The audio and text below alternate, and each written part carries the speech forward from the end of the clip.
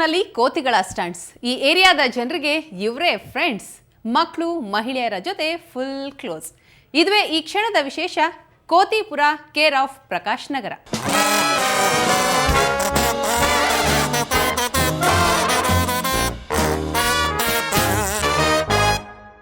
ಇದು ಕೋತಿಗಳ ಲೋಕವಯ್ಯ. ವಾಹನಗಳಿಗೆ ಪಾರ್ಕಿಂಗ್ ಇಲ್ಲದೆ ಹೋದ್ರೂ ಮಂಕಿಗಳಿಗೆ ಯಾವಾಗಲೂ ಎಂಟ್ರಿ ಇದೆ. ಈ ಏರಿಯಾದ ಜನರಿಗೆ ಈ ಕೋತಿಗಳು ಒಂಥರ ಕುಚುಕು ಗೆಳೆಯರು. ಹಾಗಾದ್ರೆ ಆ ಮಂಗಣ್ಣನ ಏರಿಯಾ ಯಾವುದು? ಮಂಗಣ್ಣ ಜನರೊಂದಿಗೆ ಹೇಗೆಲ್ಲ ಹೊಂದಾಣಿಕೆಯಾಗಿದ್ದಾವೆ ಅಂತ ತೋರಿಸ್ತೀವಿ. ಈ ಸ್ಟೋರಿ ನೋಡಿ.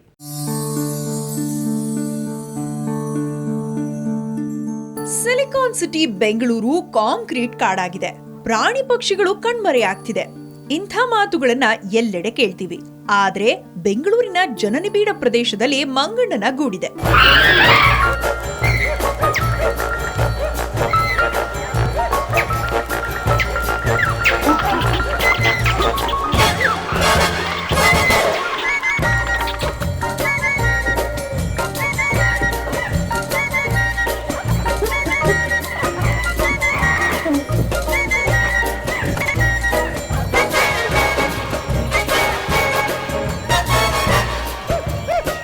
ನಿಜಕ್ಕೂ ಇದೊಂಥರ ಕೋತಿಗಳ ಲೋಕ ಅಂತಂದ್ರೆ ತಪ್ಪಾಗಲ್ಲ. ಈ ಏರಿಯಾದಲ್ಲಿ ವಾಹನಗಳಿಗೆ ಪಾರ್ಕಿಂಗ್ ಇಲ್ಲದಿದ್ರು ಮಂಕಿಗಳಿಗೆ ಯಾವಾಗ್ಲೂ ಎಂಟ್ರಿ ಇದೆ. ಒಂದೇ ಮಾತಲ್ಲಿ ಹೇಳ್ಬೇಕು ಅಂದ್ರೆ ಈ ಏರಿಯಾದ ಜನರಿಗೆ ಕೋತಿಗಳು ಒಂಥರ ಕುಚಿಕು ಗೆಳೆಯರು.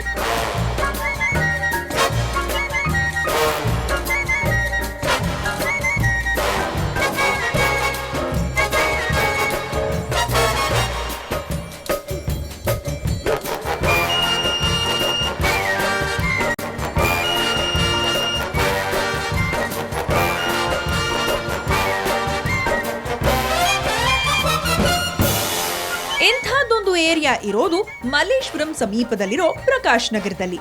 ಈ ಏರಿಯಾ ಜನರಿಗೆ ಈ ಮಂಗಣ್ಣಗಳೇ ಹೀರೋಗಳು. ಕಟ್ಟಡದಿಂದ ಕಟ್ಟಡಕ್ಕೆ ಜಂಪಿಂಗ್,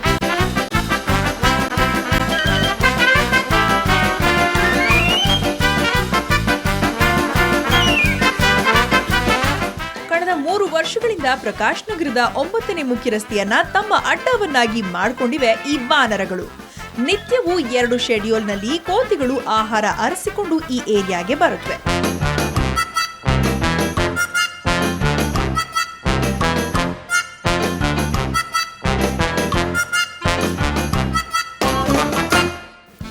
ಇನ್ನು ಇವು ಬುದ್ಧಿವಂತ ಕೋತಿಗಳು. ತಿಂಡಿಗಾಗಿ ಮನೆಯ ಕಿಟಕಿ ಹತ್ತಿ ಸಿಗ್ನಲ್ ಕೊಡ್ತಾವಂತೆ. ತಿಂಡಿ ಕೊಡೋ ತನಕ ಕಿಟಕಿಯನ್ನ ಮುಚ್ಚೋದಿಕ್ಕೆ ಬಿಡೋದಿಲ್ವಂತೆ. ಅದರಲ್ಲೂ ಈ ರಸ್ತೆಯಲ್ಲಿರೋ ಮಾರುತಿ ಮೆಡಿಕಲ್ಸ್ ಇವುಗಳ ನೆಚ್ಚಿನ ತಾಣ. ಇದರ ಮಾಲೀಕರು ಅಷ್ಟೇ ತಪ್ಪದೆ ಇವುಗಳಿಗೆ ಬಾಳೆಹಣ್ಣು ಕೊಟ್ಟು ಸಮಾಧಾನ ಮಾಡ್ತಾರೆ.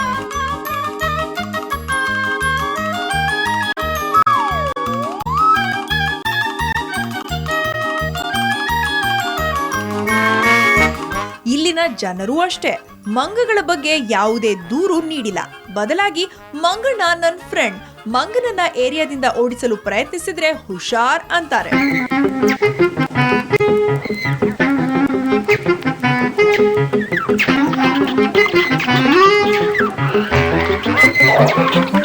ನನಗೆ ಅದರಿಂದ ಏನು ತೊಂದರೆ ಆಗಿಲ್ಲ. ಒಂಥರ ಕೆಲವು ಸರಿ ಎಂಟರ್ಟೈನ್ಮೆಂಟ್ ಆಗುತ್ತೆ. ಅವು ಆಟ ಆಡೋದು, ಅವು ಅಲ್ಲಿಂದ ಇಲ್ಲಿಗೆ ಜಿಗಿಯೋದು ಮಾಡೋದು ಎಲ್ಲ.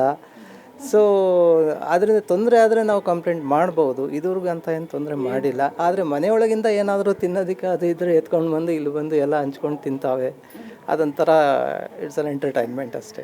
ಸಂತೋಷ ಆಗುತ್ತೆ. ಯಾಕಂದರೆ ನಾವು ತುಂಬ ರೇರಾಗಿ ನೋಡ್ತೀವಿ ಅಂಥದ್ದೆಲ್ಲ. ಇವತ್ತಿನ ದಿವಸ ಕೋತಿಗಳ ಆಟ ನೋಡಬೇಕು ಅಂದರೆ ನಾವು ಝೂಗೋ ಅಲ್ಲೇ ಎಲ್ಲ ಹೋಗ್ತೀವಿ. ಬಟ್ ಇಲ್ಲಂದ್ರೆ ಆ ಥರ ಏನಿಲ್ಲ. ಇಲ್ಲೇ ನಮಗೆ ಫ್ರೀ ಎಂಟರ್ಟೈನ್ಮೆಂಟ್ ಇದೆ.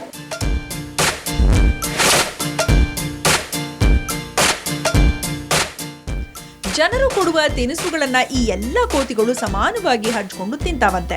ಜನರು ಅಷ್ಟೇ ಇವುಗಳ ಆಟ ಚೆಲ್ಲಾಟಗಳನ್ನ ಆಸ್ವಾದಿಸ್ತಾರೆ.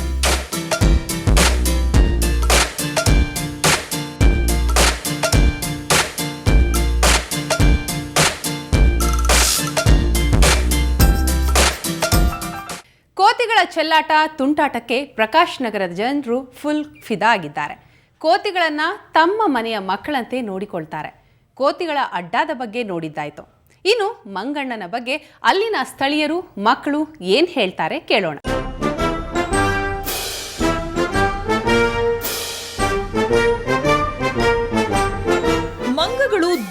ಅಲ್ಲಲ್ಲೋ ಕಂಡ್ರೆ ಸಾಕು ಮನೆಯ ಬಾಗಿಲು ಕಿಟಕಿಗಳು ಬಂದ್ ಮಾಡ್ತೀವಿ.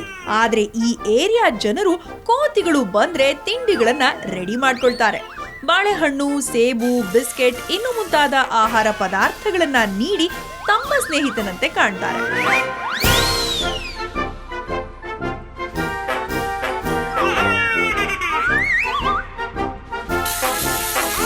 ಇನ್ನು ಈ ಕೋತಿಗಳಿಗೆ ಮೊಸರು ಅಂದ್ರೆ ಪಂಚಪ್ರಾಣ ಅಂತೆ. ಜನರೂ ಅಷ್ಟೇ ಮಂಗಣ್ಣಗಳಿಗೆ ತಿಂಡಿ ನೀಡೋಕೆ ಸಾಲುಗಟ್ಟಿ ತುದಿಗಾಲಿನಲ್ಲಿ ನಿಂತಿರ್ತಾರಂತೆ. ಬಾಳೆಹಣ್ಣು ಮೊಸರನ್ನ ಚಪ್ಪರಿಸಿಕೊಂಡು ಕುಡಿಯತ್ವೆ.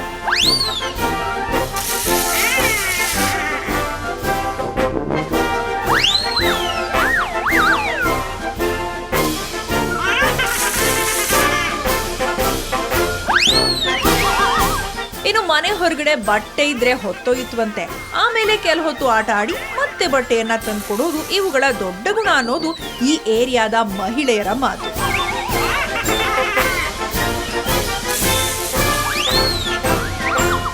ಈಗ ಪಾರ್ಕ್ ಇದೆ ಹಿಂದ್ಗಡೆ, ಅಲ್ಲಿಂದ ಬರ್ತವೆ, ಏನು ಈಚೆಗಡೆ ಎಲ್ಲ ಇಟ್ಟಿದ್ದೆ ತಿಂತವೆ. ಆಮೇಲೆ ಬಟ್ಟೆಗಳೇನೋ ಒಣಗಾಕಿದ್ರೆ ಮೇಲೆ ಎತ್ಕೊಂಡು ಹೋಗುತ್ತೆ, ಆಟ ಆಡುತ್ತೆ. ಆಮೇಲೆ ತಿರ್ಗಾ ಬರ್ತವೆ, ತಿರ್ಗಾ ಸಂಜೆ ಬೇರೆ ಬರ್ತವೆ. ಅಷ್ಟೇ, ನೀನೇನು ಜನಗಳಿಗೆ ಏನು ತೊಂದರೆ ಮಾಡಲ್ಲ ಅಷ್ಟೇ. ಎದ್ರ ಮನೇಲಿ ಇದ್ದರೂ ಅವ್ರು ಕೊಟ್ಟು ರೂಢಿ ಮಾಡಿಬಿಟ್ಟವೆ, ಅದರಿಂದ ಅಲ್ಲಿ ಬಂದು ಕುಂದ್ಕೊಂತವೆ ಅಷ್ಟೇ.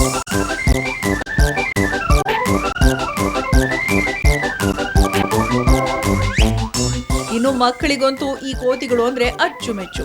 ಪ್ರತಿನಿತ್ಯ ಮಂಗಗಳ ಫೋಟೋ ತೆಗೆಯೋದೇ ಮಕ್ಕಳಿಗೆ ಒಂಥರ ಆಟ ಆಗ್ಬಿಟ್ಟಿದೆ. ಮಹಿಳೆಯರು, ಮಕ್ಕಳು ಯಾವುದೇ ಭಯ ಇಲ್ಲದೆ ಕೋತಿಗಳ ಜೊತೆ ಎಂಜಾಯ್ ಮಾಡ್ತಾರೆ.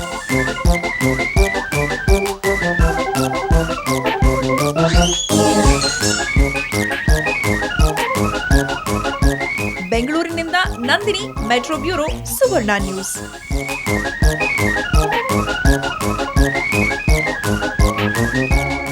ಬೆಂಗಳೂರಿನಲ್ಲಿ ಸದ್ಯ ಪ್ರಾಣಿ ಪಕ್ಷಿಗಳು ಬೆರಳೆಣಿಕೆಯಷ್ಟಿದ್ದಾವೆ. ಹೀಗಿರುವಾಗ ಈ ಏರಿಯಾದಲ್ಲಿ ಕೋತಿಗಳು ಕಂಪ್ಲೀಟ್ ಮನರಂಜನೆ ನೀಡ್ತಾ ಇದ್ದಾವೆ. ಸದಾ ಪ್ರಾಣಿಗಳನ್ನು ದೂರುವ ಜನರ ಮಧ್ಯೆ ಮಂಗಗಳನ್ನು ತಮ್ಮ ಸ್ನೇಹಿತರು ಅಂತ ಭಾವಿಸೋ ಪ್ರಕಾಶ್ ನಗರದ ಜನರು ಎಲ್ಲರಿಗೂ ಮಾದರಿಯಾಗ್ತಾರೆ. ಇದೇ ಈ ಹೊತ್ತಿನ ವಿಶೇಷ.